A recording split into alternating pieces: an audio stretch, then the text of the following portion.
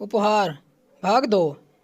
निर्मल ने सोनल को कहा, देखो सोनल, जो तुम कह रही हो बिल्कुल सही है, लेकिन यहाँ तो हमारा जीवन ही फिल्म है।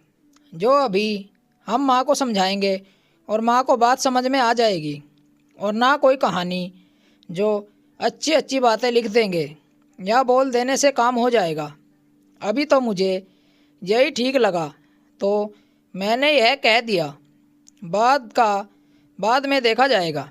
और अगर मुझे तुम्हें और माँ को खुश रखने के लिए, इस घर की सुख शांति बनाए रखने के लिए अगर पूरी उम्र यह झूठ बोलना पड़े तो मैं बोलने के लिए तैयार हूँ।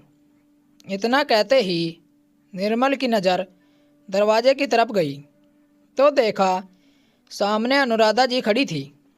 उसने लड़खड़ाती जुबान में डरते हुए कहा, माँ, आप यहाँ? क्या हुआ?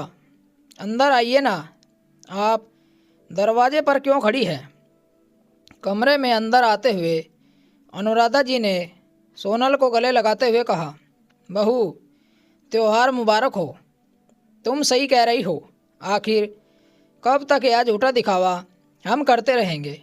त्योहार पर उपहार लेने देने की प्रथा को बंद करके हमें उसे प्यार और खुशियों के साथ मनाने की शुरुआत कहीं ना कहीं से तो करनी ही होगी ना। तो अब मैं खुद के घर से ही शुरुआत करूंगी। आप कोई ताने नहीं देगा तुमको उपहार को लेकर। और तू इतना बड़ा हो गया कि माँ से झूठ बोलना सीख गया।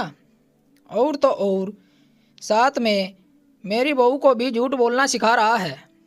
वैसे मैं तो तुझे पूछने आई थी कि यह तो 5,000 रुपये हैं, तूने अधिक पैसे क्यों दे दिए? लेकिन यहाँ तो बात ही कुछ और थी। बेटा, एक झूठ को छुपाने के लिए 100 झूठ बोलने होते हैं। इस बात को हमेशा याद रखना। वैसे भी मैं तुझे यह पैसे वापस तो नहीं दूंगी, क्योंकि तेरी यह झूठ बोलने की सज़ा है। इससे हम सास बहू शॉपिंग करेंगे, समझा?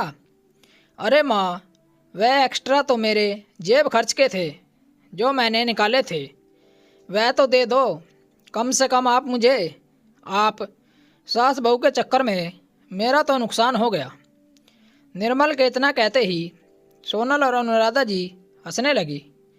दोस्तों, हमारी कहानी आपको कैसी लगी कमेंट करके हमें ज़रूर बताएं, और चैनल को सब्सक्राइब करना ना भूलें। मिलते हैं आपसे ऐसी ही और एक अच्छी कहानी के साथ। कहानी सुनने के लिए आप लोगों का बहुत बहुत धन्यवाद। राम राम दोस्तों।